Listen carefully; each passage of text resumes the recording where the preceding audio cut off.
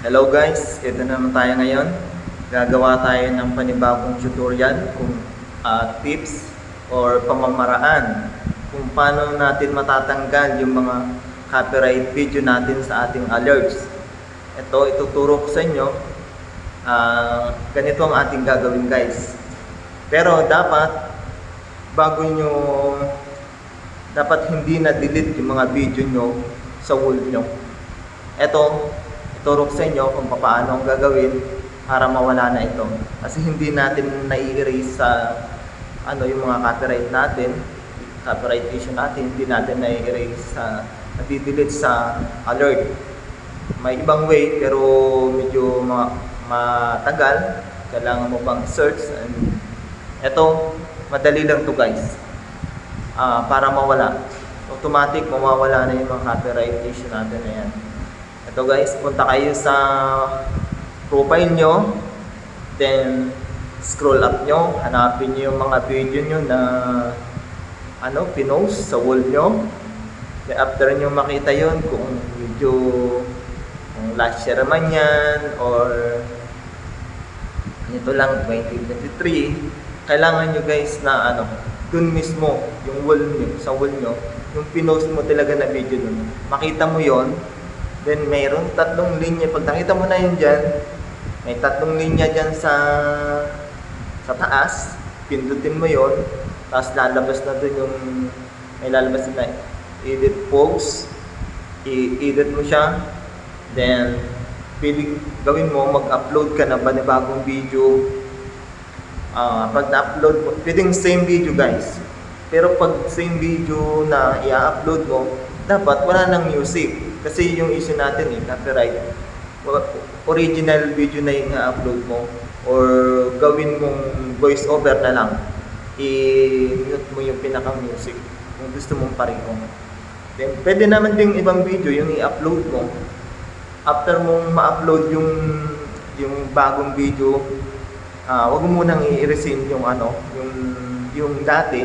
Kailangan ma-upload mo muna yung bagong video bago mo i-delete yung copyright issue mo. Then, pag na-upload na siya, i-ano mo na guys.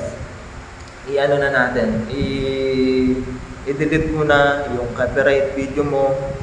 Then, kailangan palitan mo guys ng caption. Kailangan palitan mo ng caption yung video mo para mawala automatic dun sa alerts natin. After mong mapalitan ng caption, i-save mo na, then punta ka sa support inbox mo, tingnan mo doon kung yung mga copyright issue mo, yung in-edit mo na may copyright issue, tingnan mo kung automatic wala na siya doon guys. Yan ang ating to guys, legit to. I mean, gumagawa ako ng mga tutorial video based on my experience. So itong pag-delete, pag wala automatically ng ating mga copyright video, ito po ay ginawa ko mismo. 2 video ko yung in-edit ko, nag-upload ako ng bago, pinalitan ko yung caption niya, then sinave ko, automatic na wala po dun sa aking alerts. 2 video lang yun na-edit ko kasi yung ibang video ko wala siyang na-delete ko. So hindi pala din dapat din-delete kung gusto natin palitan at hindi natin mawala yung para sayang din yung views. Para hindi mawala yung copyright issue natin. Hindi palitan lang natin ng another video, huwag natin i-delete guys.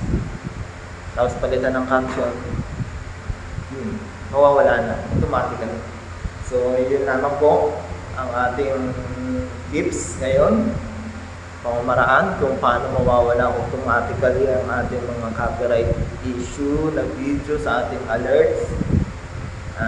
Thank you so much. Sana may natutunan kayo. God bless you all and bye-bye.